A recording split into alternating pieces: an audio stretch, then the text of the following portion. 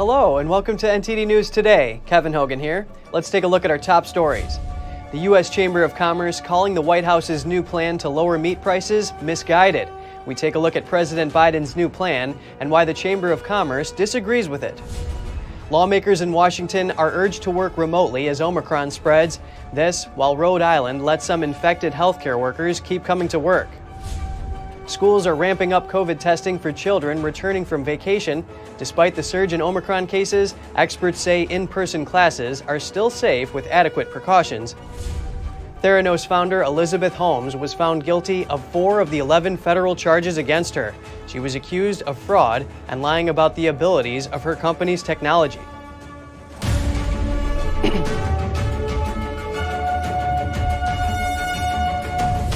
Winter weather snarled traffic in the Washington, D.C. area, and one woman has been stuck in her vehicle since 8 o'clock Monday night.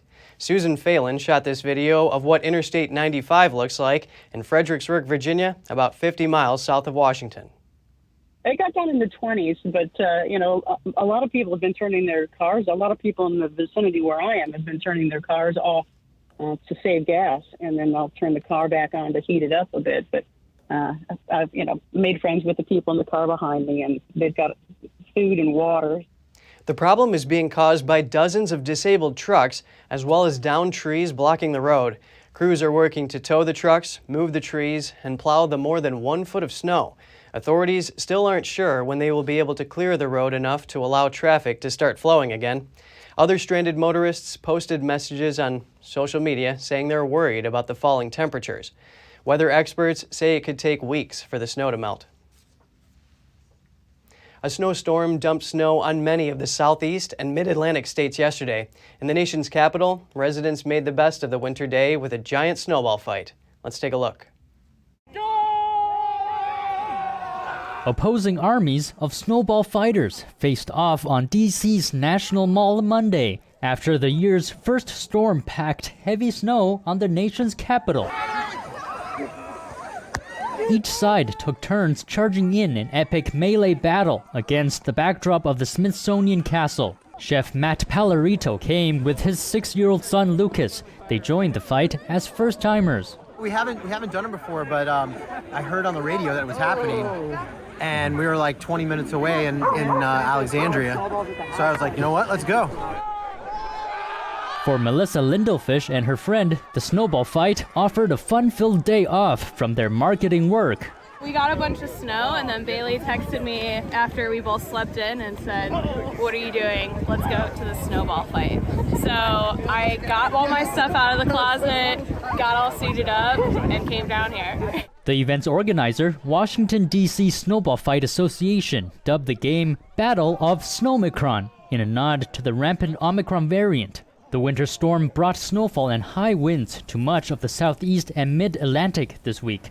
The National Weather Service reported more than half a foot of snow in multiple states, the highest total reaching 11 inches in a North Carolina town near Asheville. Severe weather warnings took effect for Georgia, the Carolinas, and Virginia, and north into Washington and Philadelphia.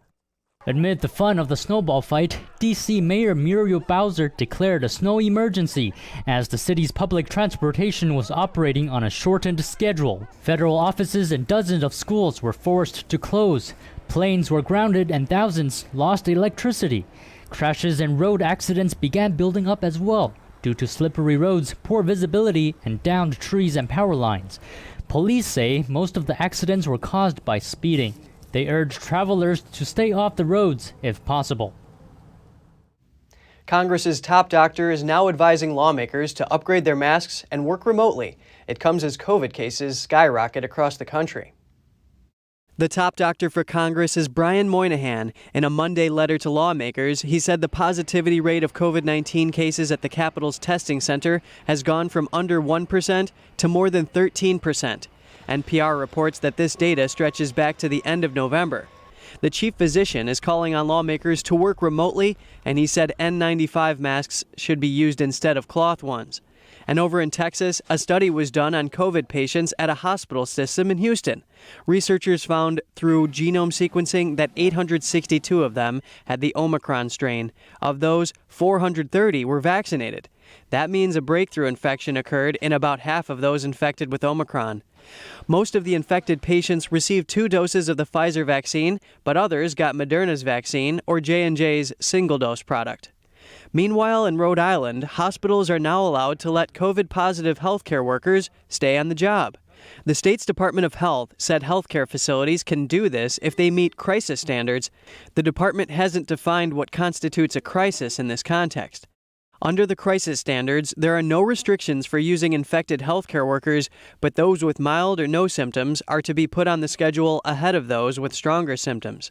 Yet the decision has drawn criticism. For example, State Senator Jessica De La Cruz took issue with the state letting COVID-positive staff work, yet not letting unvaccinated employees who test negative work. She tweeted, "It's time for the state to admit its mistake. We need all hands on deck to address the healthcare crisis, rehire these qualified and experienced professionals." De La Cruz is a Republican. And in the private sector, Starbucks is complying with federal mandates set to start next month. The company has imposed a vaccine or weekly testing mandate for its employees. Starbucks has tens of thousands of workers in the U.S. The COO, John Culver, said that if vaccination rates rise and community spread slows, the company will adapt accordingly, but he didn't go into detail. Culver said that if the situation worsens, Starbucks may consider additional measures. Several states reported record numbers of COVID-19 cases during the winter break, yet many parents feel the need to get their children back into the classroom.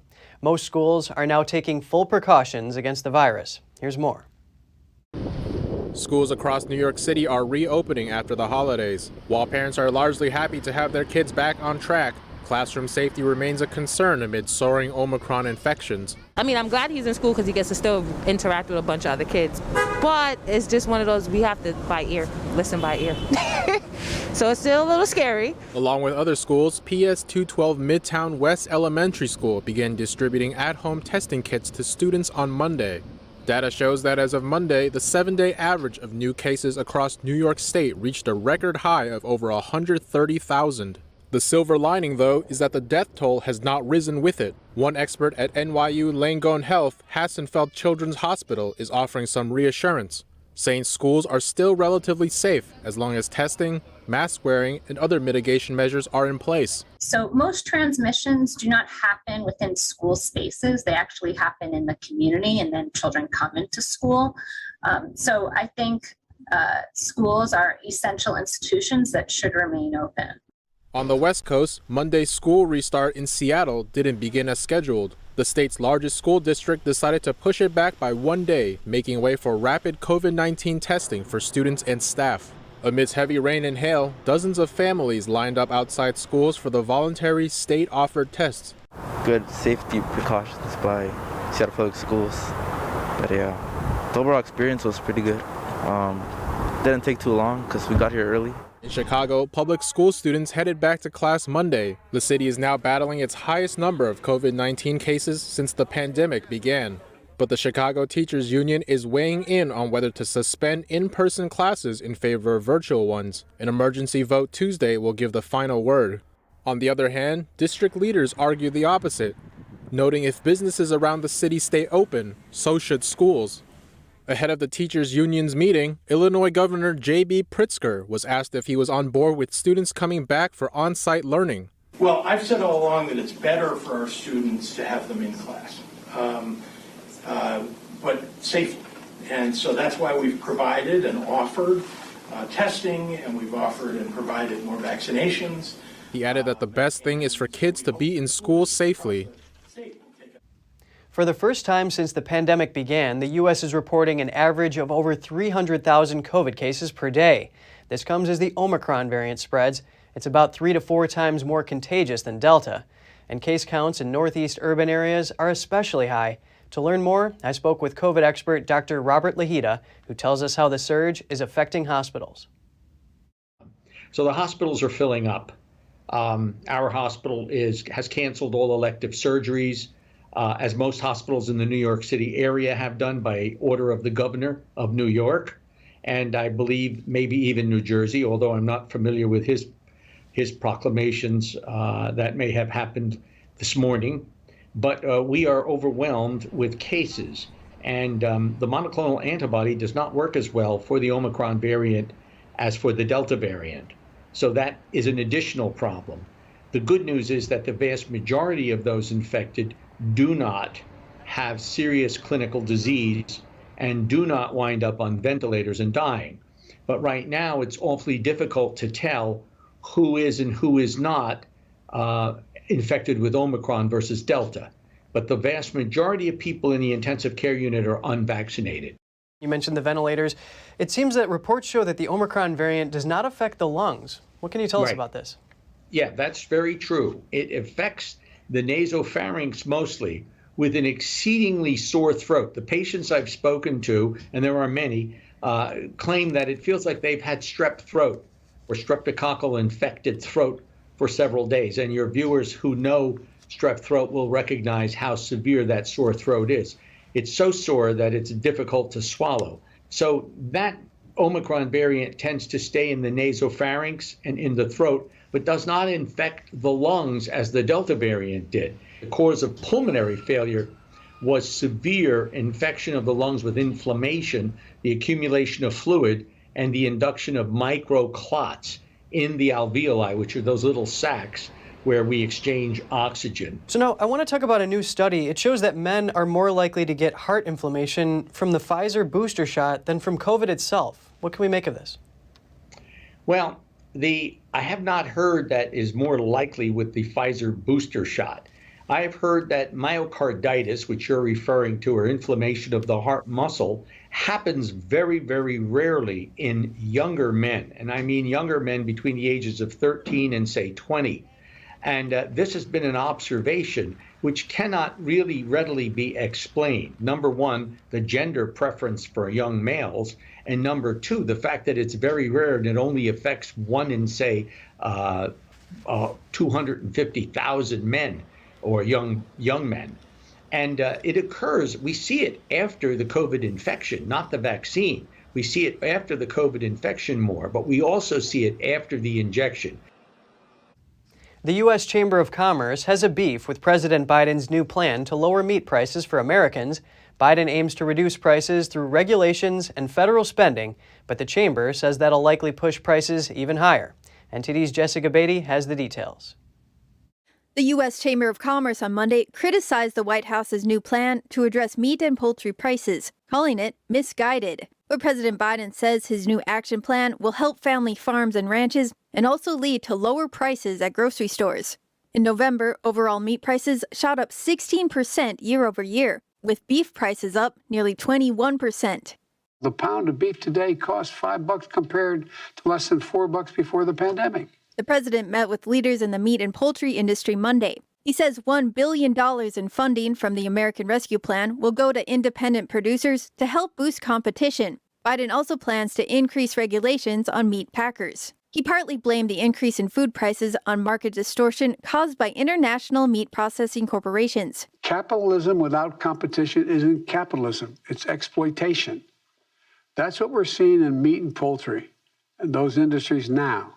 Small, independent farmers and ranchers are being driven out of business. But the Chamber of Commerce is pushing back, blaming higher meat prices on supply chain disruptions, strong global demand, and rising costs for energy and labor.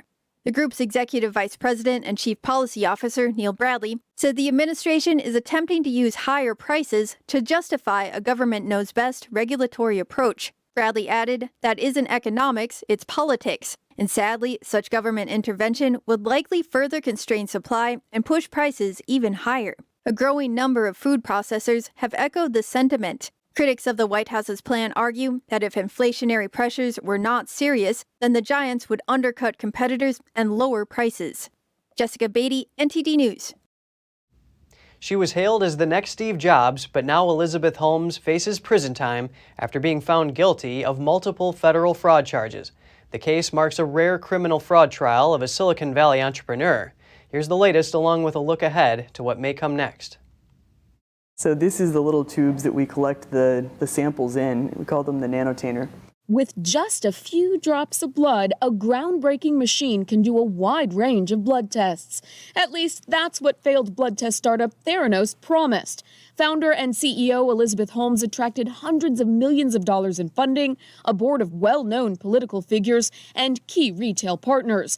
But allegations surfaced that she knowingly misled investors, doctors, and patients. Now she faces prison time and hefty fines after being found guilty of 4 of 11 federal fraud charges. Conspiracy to commit wire fraud against Theranos investors, guilty. 3 wire fraud charges from 2014, totaling more than $144 million, all guilty. She was found not guilty, though, on 4 other fraud charges, including the ones related to patient fraud. But the jury was deadlocked on 3 of the charges concerning defrauding investors. One jury consultant says juries often begin with a predetermined verdict in mind, but he says it's clear that didn't happen here. They really focused on the law, and the fact that they asked for the law several weeks ago to bring home with them is very telling. They treated each of these counts very distinctly, and then for the remaining 3, they decided to tell the judge that they were deadlocked. But the judge is expected to declare a mistrial on those charges. When the former Silicon Valley entrepreneur will be sentenced hasn't been decided yet. Attorneys for former President Donald Trump and 2 of his children moved to block subpoenas from the New York Attorney General's office seeking their testimony. Lawyers for Donald Trump, Ivanka Trump, and Donald Trump Jr. attempted to end subpoenas from the New York Attorney General's office. The state is seeking testimony and documents for the ongoing civil investigation into Trump's family business. Trump's lawyers call the subpoenas an unprecedented and unconstitutional maneuver. They accuse the Attorney General of trying to obtain testimony that could then be used against the Trumps in the criminal investigation overseen by the Manhattan District Attorney. The lawyers wrote that the Trumps might well be inclined to testify if it weren't for the criminal probe. The New York Attorney General has spent more than 2 years looking at whether the Trump organization misled banks or tax officials about the value of assets. The Biden administration is expanding the Trump-era Remain in Mexico policy to San Diego. The move aims to comply with a federal court order, even as the administration continues efforts to end the policy. San Diego is the second U.S. border city where the policy is going back into effect. The San Diego Union Tribune reports the first returns of asylum seekers from San Diego to Mexico will likely start today or tomorrow. The policy was implemented in 2019. Officially called the Migrant Protection Protocols, it requires asylum seekers to wait in Mexico until their case is heard, instead of being allowed to await their hearings in the United States. The Biden administration tried to end the policy in 2021, but was sued and forced to restart it. The first restart of the program began in El Paso, Texas, in early December 2021. The Biden administration has asked the U.S. Supreme Court to consider ruling to terminate the program. Senators on both sides of the aisle are preparing for tough midterm battles this year. With the Democrats' razor-thin majority in the Senate, the outcome of this year's races has a good chance of flipping the dynamic in the chamber. NTD's Jessica Beatty takes a look at the Democratic seats that could go either way this year. A handful of Democratic senators face what could be tough midterm battles this year. Right now, Senate Democrats hold the thinnest possible majority, 50 seats. If Republicans pick up only 1 more seat, they'll be able to stop almost any Democratic proposal. According to Epoch Times congressional reporter Joseph Lord, 5 Democratic seats in the Senate are highly vulnerable, including New Hampshire Senator Maggie Hassan. In 2016, she beat her Republican challenger by just over 1,000 votes. A poll conducted by the University of New Hampshire shows that both of Hassan's expected Republican rivals this year are statistically tied with her. The study was published in February. Also vulnerable is Georgia Senator Raphael Warnock. In 2020, he narrowly beat Republican Kelly Loeffler, which some considered an unexpected loss, but Georgia remains significantly conservative and Republican. Lord's analysis says the GOP has a good chance of winning the seat this year. Over in Arizona, Senator Mark Kelly narrowly won a special election to fill the late Senator John McCain's seat in 2020, and this year's race will likely be close too. Compared to the politics of the state's other Democratic senator, Kyrsten Sinema, some Arizonans may see Kelly as too liberal for the purple state. Also in play for both sides is Senator Catherine Cortez Masto's seat in the swing state of Nevada. She narrowly won in 2016, but unlike Georgia and Arizona, Nevada's state legislature has a Democrat majority, and the state's recent track record is notably blue-leaning. The last major opportunity for Republicans in 2022 is Colorado Senator Michael Bennett's seat. Like Nevada, Colorado has leaned blue over the past few election cycles. Lord says some are speculating that former Republican Senator Cory Gardner may run against Bennett. Gardner was a senator for over 5 years before Democratic Senator John Hickenlooper won the seat in 2020. If Gardner runs, he could pose a significant challenge to Bennett this year. Jessica Beatty, NTD News. The Senate is back in D.C. this week, kicking off 2022 with a lengthy agenda. A top priority is reform for voting rights. Senate Majority Leader Chuck Schumer said he'd force a vote on changing the Senate rules if Republicans block the voting rights bill. NTD's Melina Weiskup tells us more. As senators make their way back to Capitol Hill this week, two major votes are on the agenda: Biden's massive spending bill and voting rights reform. Senate Leader Schumer has pledged to hold a vote on both of these, although it's unlikely that either of them will pass. As for voting rights reform, this is something that all 50 Democrats do support, but it's likely to face pushback and blockage from Republicans. In order to overcome this challenge posed by Republicans, Democrats want to change the Senate rules so they can pass it alone. Senate Leader Schumer today announcing that he plans to hold this vote on the rules change by mid-January. In his letter to colleagues, Schumer says the rules change may be necessary to protect the foundation of our democracy, free and fair elections. Highlighting the upcoming anniversary of January 6th, Schumer argues that if voting reform is not passed, it would turn the chaotic day into the new norm. The Freedom to Vote Act Democrats are trying to pass aims to make voting easier through a number of requirements for states, such as expanding early voting, making Election Day a federal holiday, and prohibiting lines longer than 30 minutes, and requiring that all states allow mail-in ballots without voters needing to give a reason to vote by mail. It would create a national standard for voter ID, making the ID requirement more flexible. But states do not have to require voter ID, even for mailed ballots. The bill also addresses campaign funds. Any entity spending over $10,000 in an election would have to disclose all of its major donors. And Senate Democrats right now are working on a change to the rules that would carve out an exception to pass voting rights legislation with just a majority vote. President Biden says he does support this, but it's unclear if it will actually pass. That's because Senators Manchin and Sinema are skeptical of changing the rules to pass a voting rights bill, although they do support the bill itself. They're just skeptical of changing the rules to do it. Reporting in Washington, D.C., Melina Weiskup, NTD News. Congressman Bobby Rush is set to retire after 15 terms in Congress. He becomes the 24th Democrat in the House of Representatives to retire. He says he made the decision after a conversation with his 19-year-old grandson. The 75-year-old congressman is a former Black Panther and served in the Chicago city government. He was first elected to the U.S. House of Representatives in 1992. He says he wants his grandchildren to know him on a personal level and not just be a historical figure to them. Rush co-founded the Illinois chapter of the Black Panthers and became their acting chairman. In 2000, he defeated Barack Obama in the Democratic House primary. Rush called Obama an educated fool at the time. He eventually went on to endorse Obama's presidential campaign. Rush says he plans to stay active as a minister and to reach out to younger generations with his life story. Prosecutors in Manhattan say former New York Governor Andrew Cuomo didn't break the law regarding the number of COVID-19 deaths linked to nursing homes. Cuomo's attorney issued a statement saying the Democrat was told by the Manhattan District Attorney's Office that it wouldn't bring charges against him after completing an investigation. Cuomo's attorney said there was no evidence to suggest that any laws were broken.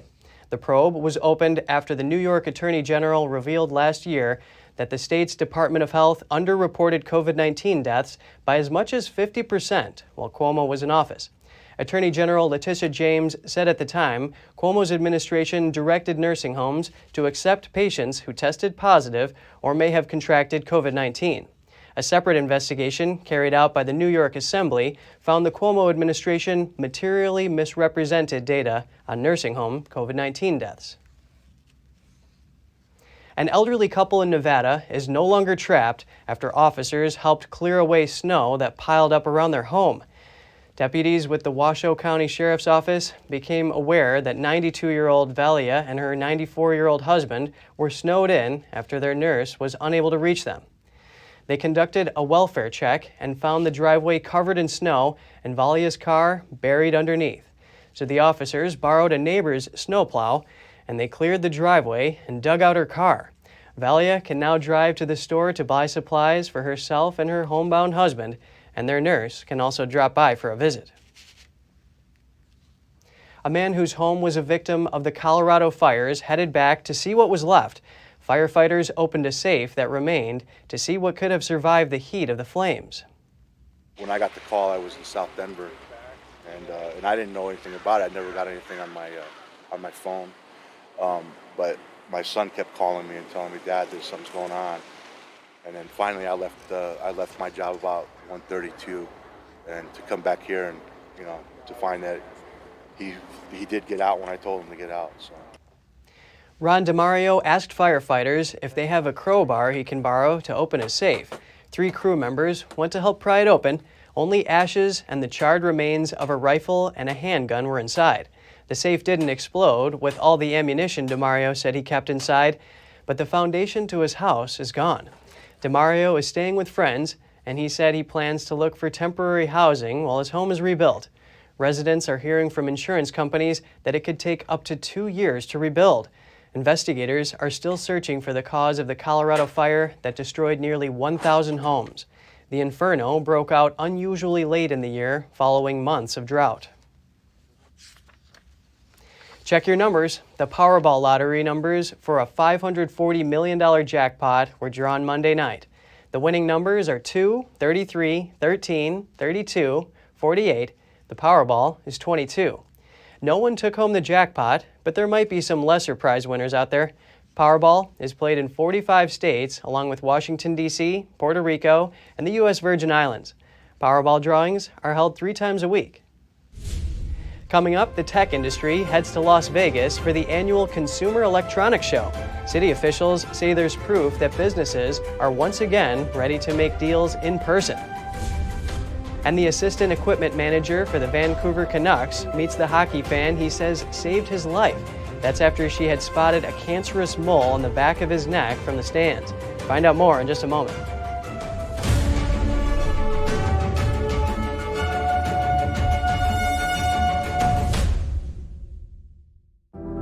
Secure, the true solution for your digital privacy and security. Secure is a private and secure messaging and email solution hosted in Switzerland, using military-grade encryption and Swiss privacy laws, giving you true privacy. Secure is 100% private and does not collect or sell any of your personal data. Secure's Helix technology connects you securely to our Swiss servers without the need of a VPN, guaranteeing privacy and security for all your communications. Secure Messenger doesn't require your phone number or any personal data that hackers target. Chat by Invites allows you to chat privately and securely with anyone outside of your secure network without the need for others to download Secure. Secure Send offers you a private and secure way to email anyone outside of Secure. You won't find this level of privacy or security on any other email or instant messaging application. Visit secure.com. Regain and protect your privacy today. Hello, I'm Mike Lindell, the CEO of MyPillow. Cancel culture has not only affected myself and MyPillow, but millions of you out there. My employees and I want to personally thank each and every one of you for all of your support. At MyPillow, we not only have pillows, but we have hundreds of products, including my new slippers, bathrobes, sleepwear, and my new beds. We're offering the best gifts ever for the best prices ever. For example, we have this exclusive offer on the standard size MyPillows, regularly $69.98, now only $19.98 with your promo code. We also have the queen size MyPillows, regularly $79.98, now only $24.98 with your promo code. And we have the king size, regularly $89.98, now only $29.98 with your promo code. So go to mypillow.com now and use the promo code on your screen or call the 1-800 number below to receive this exclusive offer.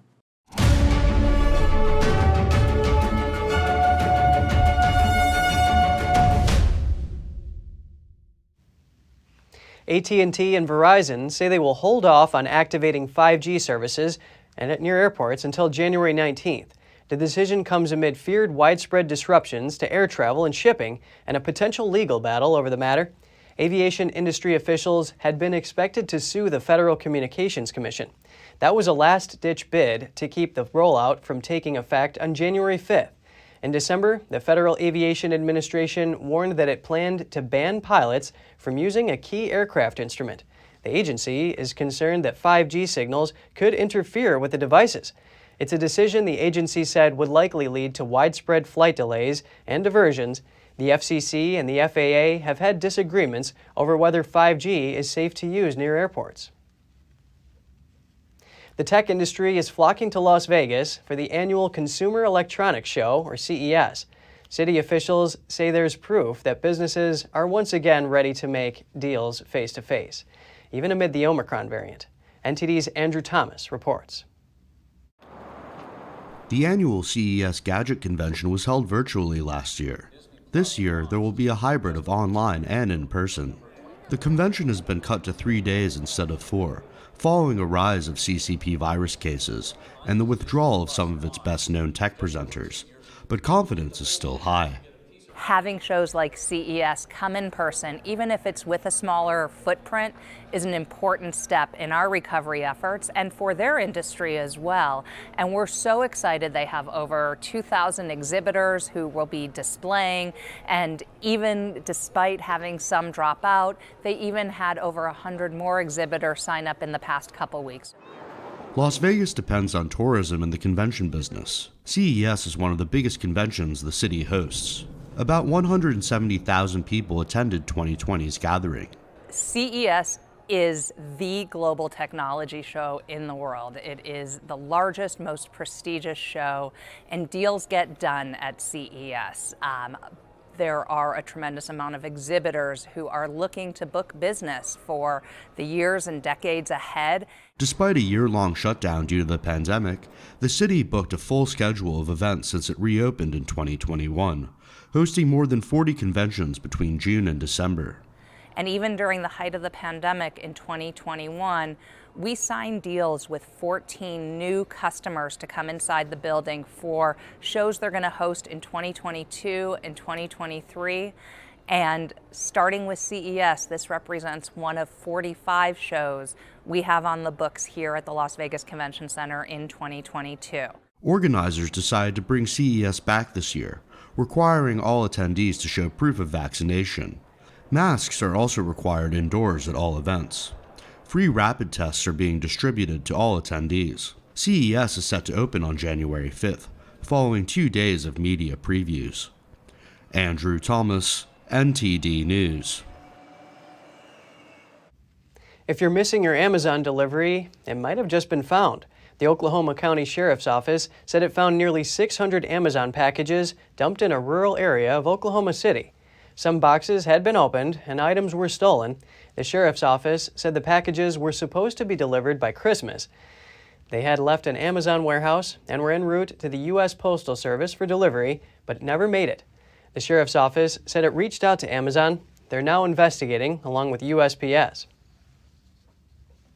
The assistant equipment manager for the Vancouver Canucks met the hockey fan, he says, saved his life. The fan had spotted a cancerous mole on the back of his neck from the stands during a Canucks versus Kraken game last year. NTD's Andrew Thomas has the story. Oh, wow. Hi. Brian Red Hamilton was entirely unaware of the mole. He was going about his usual business during a National Hockey League game in Seattle on October 23rd. When a fan, sitting behind the visiting team bench, kept trying to get his attention.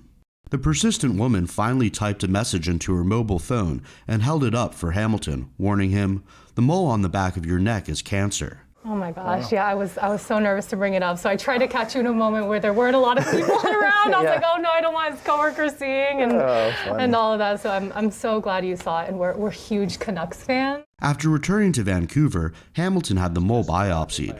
It was diagnosed as a malignant melanoma. But then the next day I woke up and then I said to Jess, like, it was your effort and your persistence and the fact that you just didn't write it on your phone, like you wrote it, the way you wrote it on your phone. I told Jess, like, I owe it to this person to get checked. So Hamilton took to social media to try to discover who the woman was. The heroine was quickly identified as Nadia Popovici. The Canucks and the Kraken worked together and arranged a meeting between Hamilton and Popovici ahead of their January 1st matchup.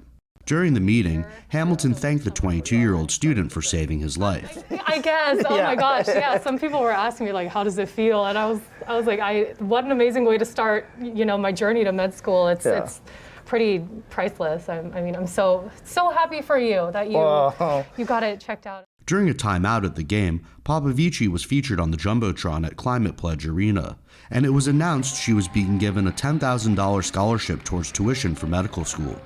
Andrew Thomas, NTD News.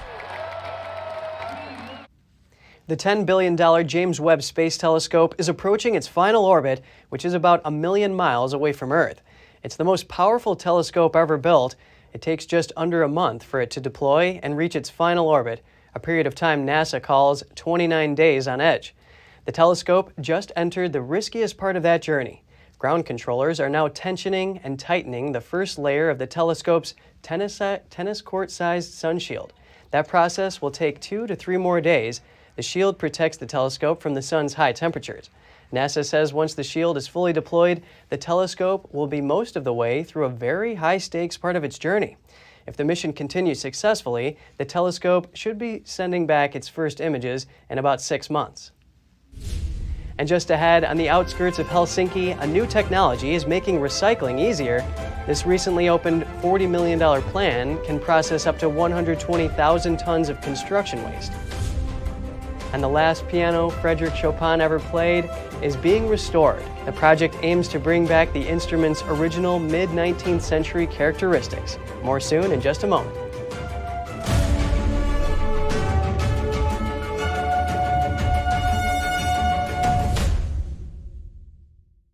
The worst genocide in human history also destroyed the lives of thousands of Jewish survivors still suffering today. God calls on people who believe in Him to act on His word. Comfort ye, comfort my people. When I come here and I sit with Lily, I realize what she needs right now is food. These elderly Jews are weak and they're sick. They're living on $2 a day, which is impossible. This now is how God's children are living. Take this time to send a survival food box to these forgotten Jews. The International Fellowship of Christians and Jews urgently need your gift of $25 now to help provide one survival food box with all of the essentials they critically need for their diet for 1 month. No vitamins and no protein, so my legs and hands are very weak. Let's make sure that we bring them just a little bit of hope by bringing them a little bit of food. Become a part of the fellowship today by reaching out to bless these precious people of God. For just $25, you can help supply the essential foods they desperately need for 1 month. That's less than $1 a day. For over 35 years, this trusted ministry has given Christians like me a way to tangibly bless Jewish people who are in need throughout the world. God tells us to take care of them, to feed the hungry. And I pray Holocaust survivors will be given the basic needs that they so desperately pray for to survive.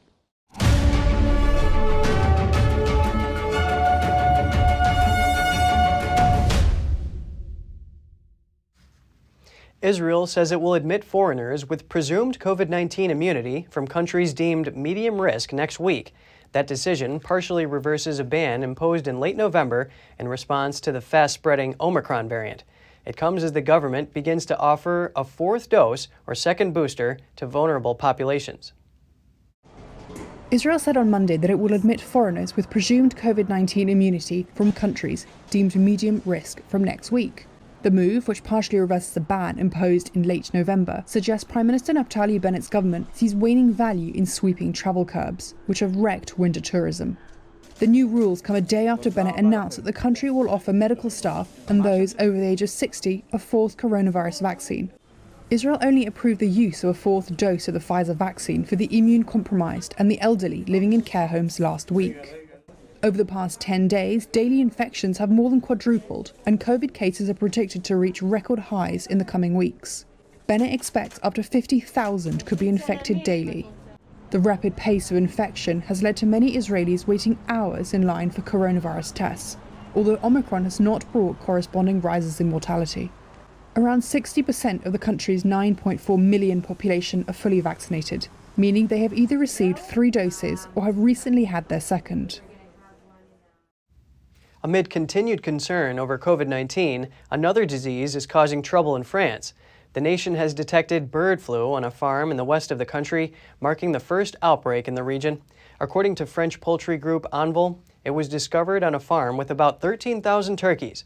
The highly contagious flu strain, known as H5N1, is now spreading through several countries in Europe.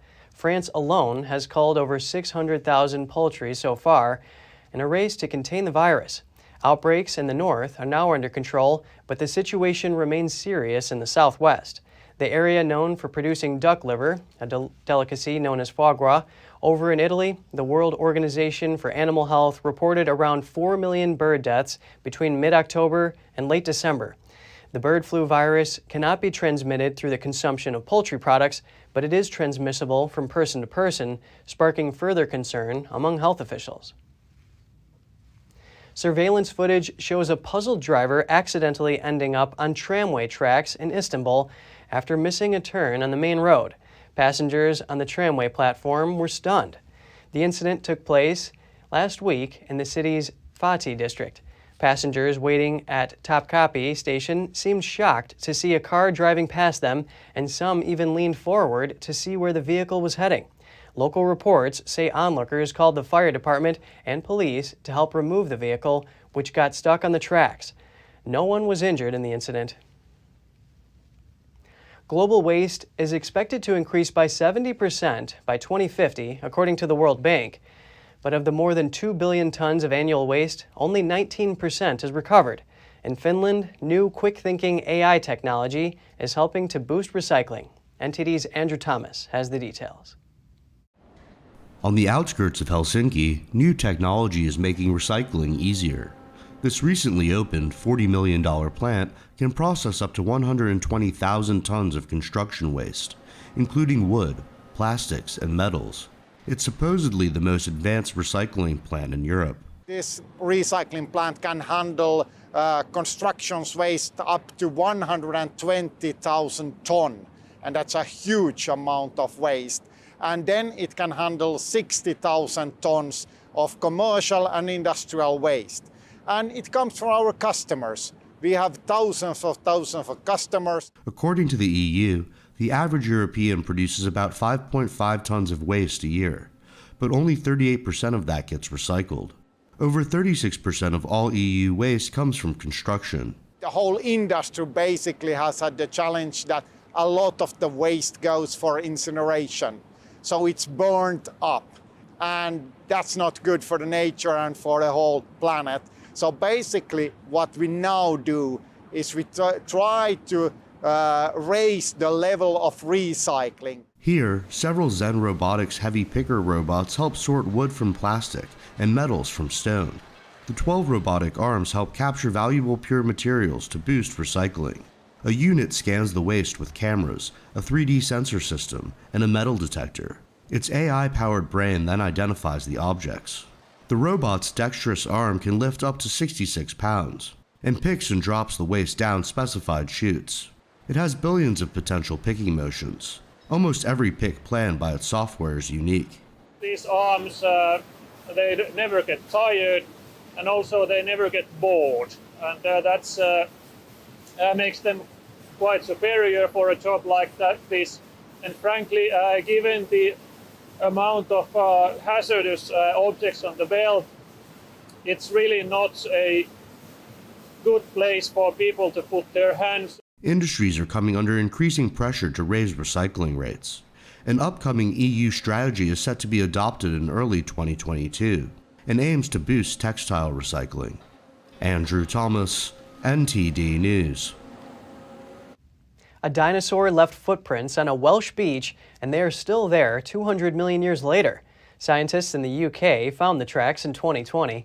London's Natural History Museum says they date back to the Triassic period and are thought to be made by a sauropod or one of their relatives. Using these footprints, scientists can determine how this kind of dinosaur walked. The museum says the tracks will remain on the beach until they are worn away by the tide. 9-time Australian Open champion Novak Djokovic has been granted exemption permission. He is heading to Australia for this year's tennis tournament. There was uncertainty around Djokovic's participation in the Open. Players were told they would have to be fully vaccinated in order to participate or have a medical exemption granted by an independent panel of experts. However, Tennis Australia issued a statement today confirming Djokovic applied for the exemption, which was granted following a rigorous review process. The tennis champion is tied with Roger Federer and Rafael Nadal on 20 Grand Slam singles titles. Djokovic's father last year said his son was unlikely to defend his 2021 title due to the vaccine mandate. But earlier today, the Serb posted a picture of himself with a caption stating he was heading down under with an exemption permission. This year's tournament is set to run from January 17th to the 30th.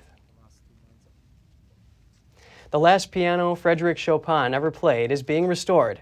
The project aims to restore its original mid-19th century characteristics. An expert piano restorer uses all his skills to bring this historic instrument back to life. This piano was the very last one used by Frédéric Chopin as he composed in Paris. It's now housed at the Frédéric Chopin Institute in Warsaw. So this is a very precious instrument. This is Frédéric Chopin's last piano, manufactured by the famous piano manufacturer in Paris and Chopin's friend Camille Pleyel.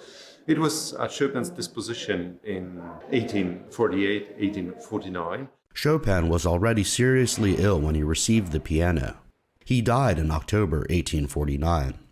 Since then, his piano has survived numerous journeys and 2 world wars, but an earlier restoration in the 1950s was its biggest problem. This piano was renovated in the 1950s and the wrong type of strings was put onto it, which were too strong, had the wrong composition of minerals in them. So now we are as if bringing back the state of the piano to the original condition. Restorer Paul McNulty is tasked with filling in cracks in the piano's soundboard and fitting the correct wire strings, similar to those it would have originally had. Modern strings were put on, and it destroyed the tone. And somebody said in that time, well, the whole instrument was destroyed. And then nobody looked at it like a corpse, a very important corpse at the heart of this museum collection. But in fact, it is the best preserved Pleyel from this period. McNulty will spend several days restoring the piano. Once he's finished, the Frédéric Chopin Institute does not intend for it to sit silent. We hope it will sing for us again. So an opportunity to hear the sound of Chopin's piano as he heard it when he composed is quite likely. Frédéric Chopin was born in Warsaw in 1810 and died in Paris at the age of 39. Andrew Thomas, NTD News. With another tough year behind us, families are finding hope in a dance performance. Many came together to celebrate the new year with Shen Yun Performing Arts. Let's hear what the audience has to say. This New Year's weekend was one to remember for many people, including Carolina Vera, who brought her family to see Shen Yun at the Duke Energy Center for the Performing Arts in Raleigh, North Carolina. Out of that, you just feel happy because it's a lot of messages that probably in these new days we have forgotten. You know, it's just peace, hope, and that there's still a beautiful world out there.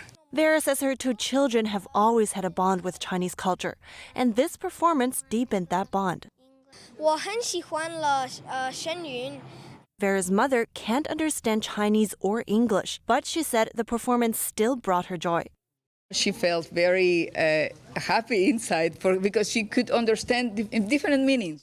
Shen Yun draws inspiration from China's 5,000 years of civilization. What I like about the the entire performance that I've seen so far is this sense of the continuity between traditions going back thousands of years and the current situation that people face today in China and around the world. With its mission to revive traditional Chinese culture that has been destroyed. Events like this that I think that bring us closer to the Chinese people before communism. It was very moving because it just was so real and raw, and it didn't, a lot of times when you go to performances, there's just not a lot of depth, and there was just so much depth to the story and to the history, and just we learned so much. Some audience members said the performance can unify people. I think bringing people together, the celebration, elevating the soul, elevating the mind. One of the consequences of the pandemic is a lack of connection. People physically and emotionally being separated from themselves. And I think that a performance like this that shows performers all together on the stage acting in concert, telling a story and being in perfect synchronicity, I think that's a symbol for what we need to get back to post-pandemic. I think this is a message that needs to go out to everyone. That in this world we're all alike. We're just all alike. Shen Yun will be performing in 7 states throughout the U.S. and in Europe this week.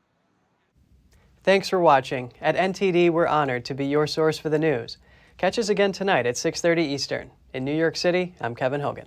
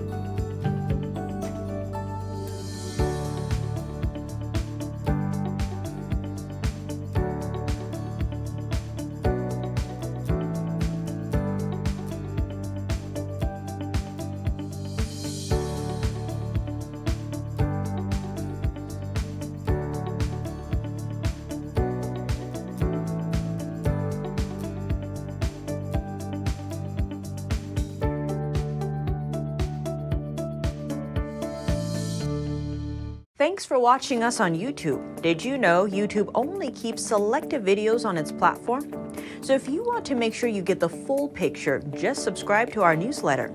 Go to newsletter.ntd.com and sign up. It's free.